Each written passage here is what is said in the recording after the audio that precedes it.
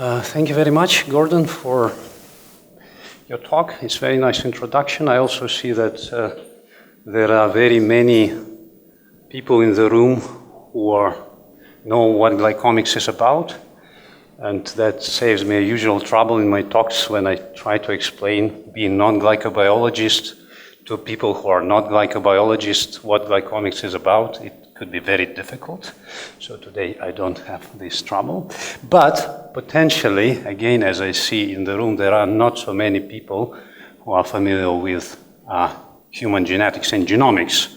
Therefore, I will have this introductory part where I try to, well, convince maybe, not a right word, because I don't think you need to be really convinced. But I want to explain, and I do this again and again, why genetics is a brilliant tool to study complex human traits, and glycomics is one example for them if you think of genetics and genomics as a tool. And then after this introduction, I'm going to go to the core of my talk. I will talk about our recent work in deducing a network of genes involved in regulation of IgG glycosylation. It's kind of only one slice of things we are doing, but I think it's quite representative in, as an example, where our work goes and why we think it may be important and interesting for you, but also for a wider biological, medical, genetic community. And my last part will be obviously conclusions, discussions, acknowledgements. Right, so to repeat a few things from Gordon's talk, you all know that protein glycosylation is variable between tissues of the same individual, so intra-individual variation is huge, time variation is huge, but also intra-individual, the variation between people is rather big. And we know that these changes or these statuses, they are associated with a health status, with aging, with specific disease. Now, of course, one of the big things we want to know is how these things connect together, how these changes in glycosylation relate to changes in the health status and changes to the aging.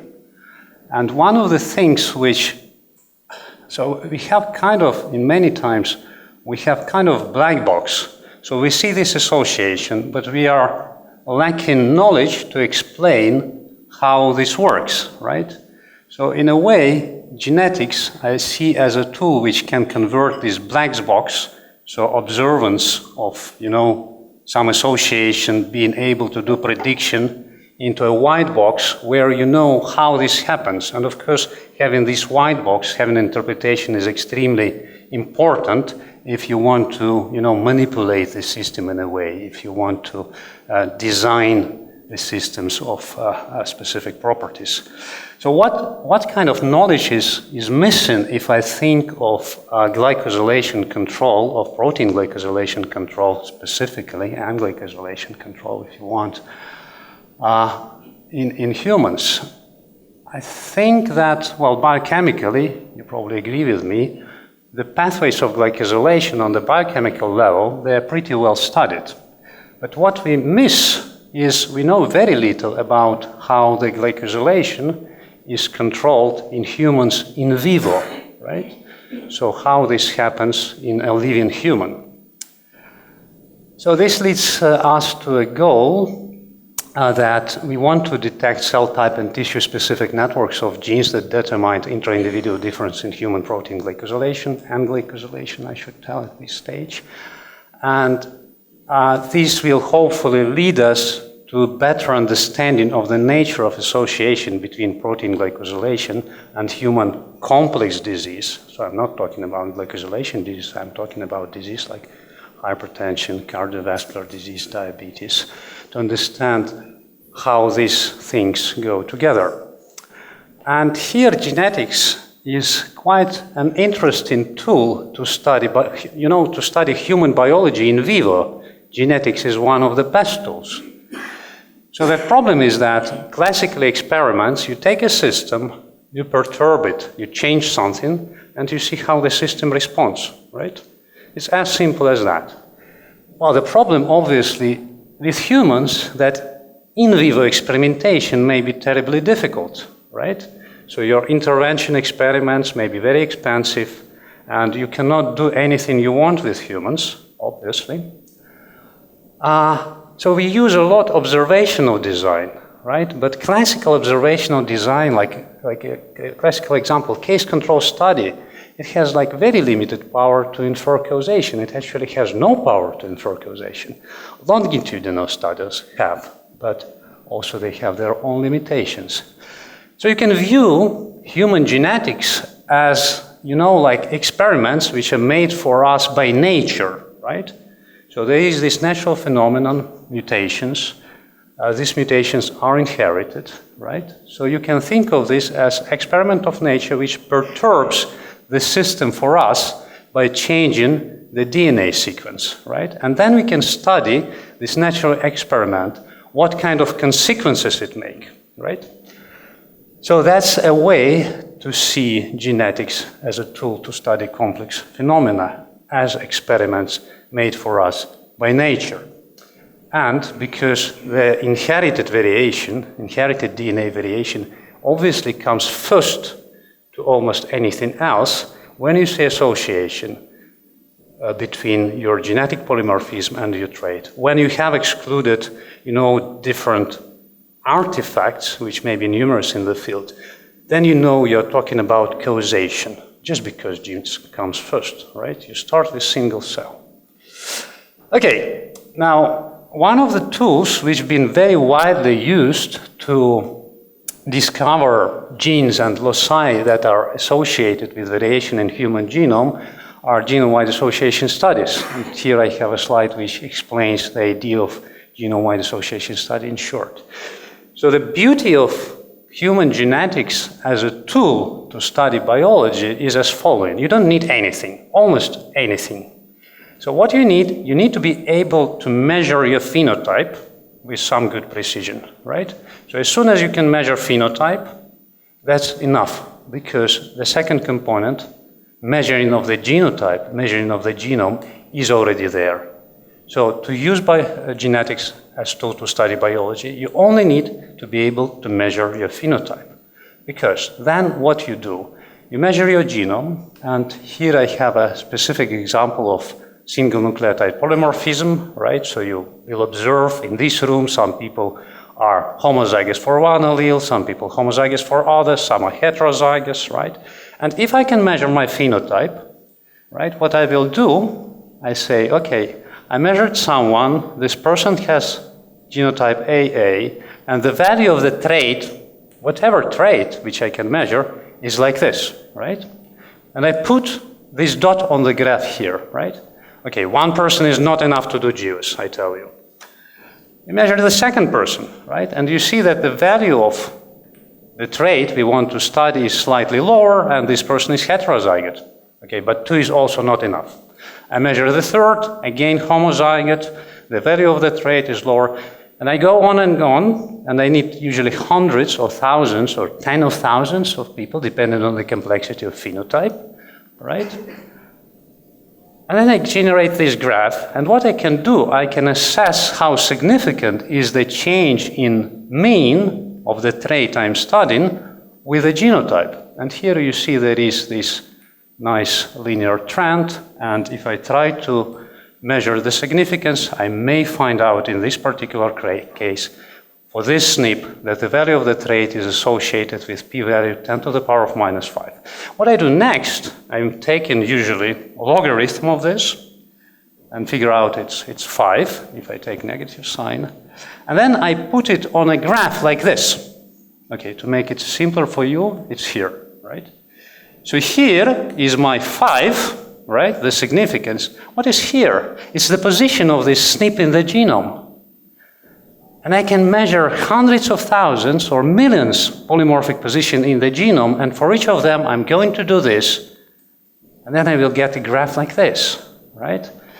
And when these dots cross a certain line of significance, right, I say I have detected a locus associated with value of my trait.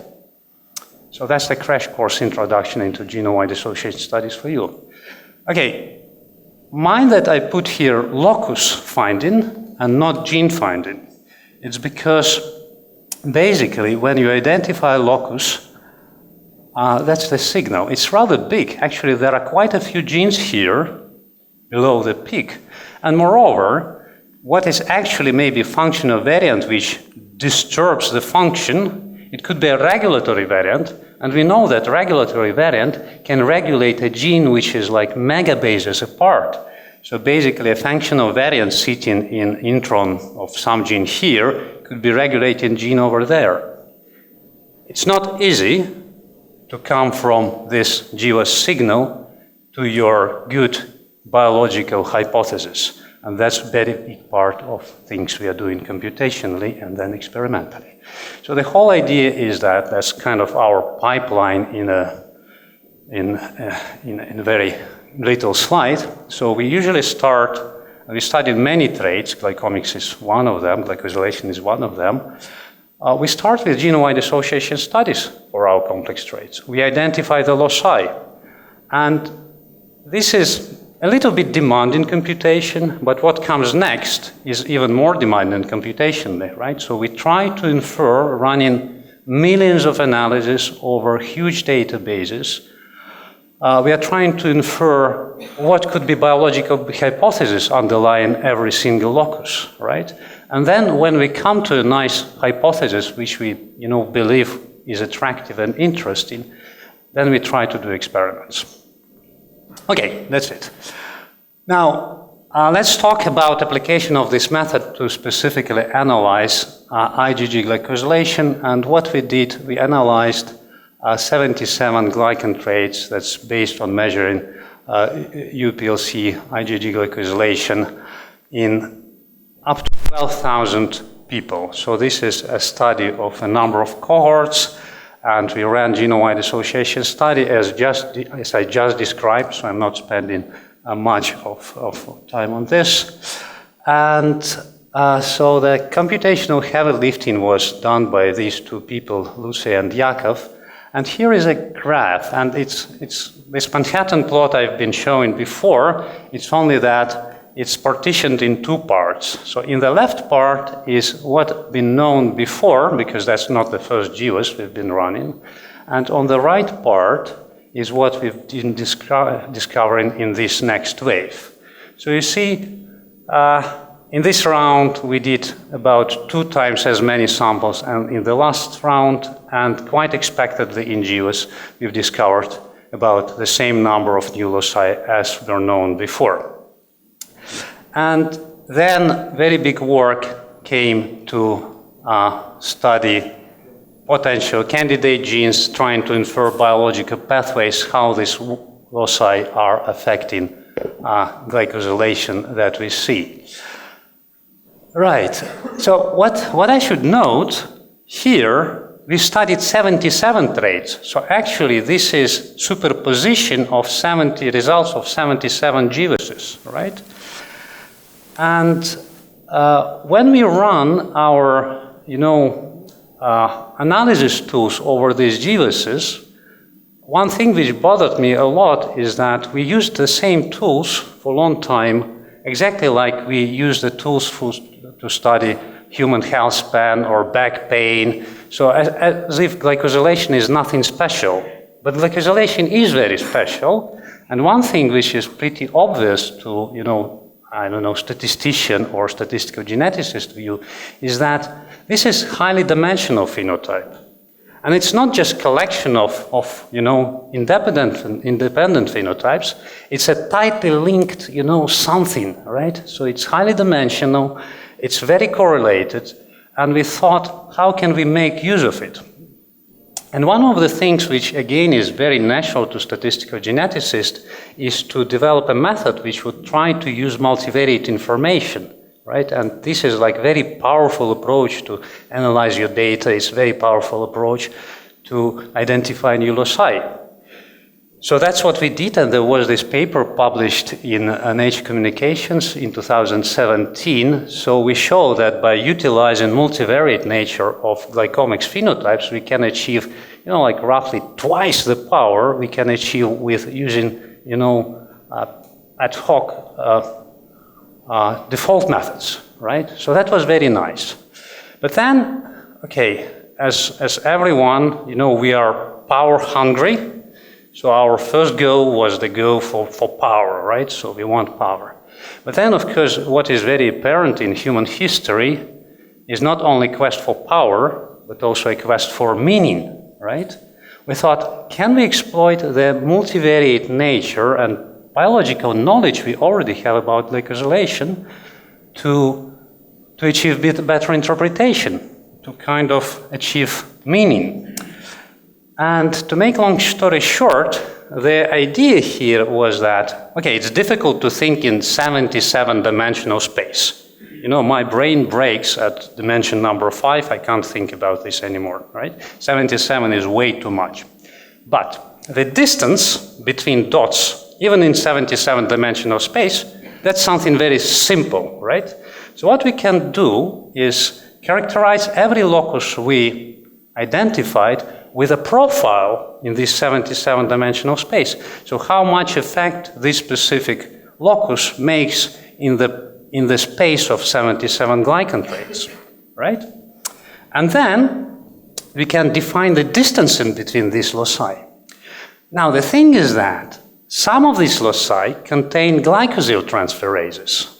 And we know which ones. So we know perfectly well, or we can hypothesize, we can have very strong hypothesis what is happening, right?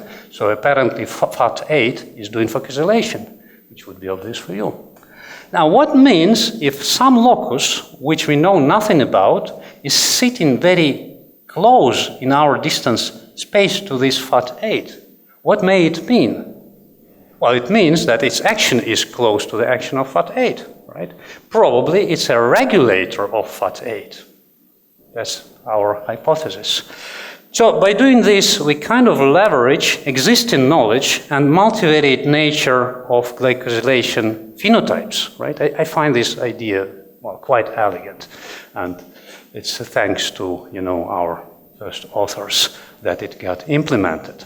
Right, so that's a network of our loci, right? And there are nice candidate genes in many of them. What you should know is that green is that in this locus we have some transcription regulation factor or something affecting transcription.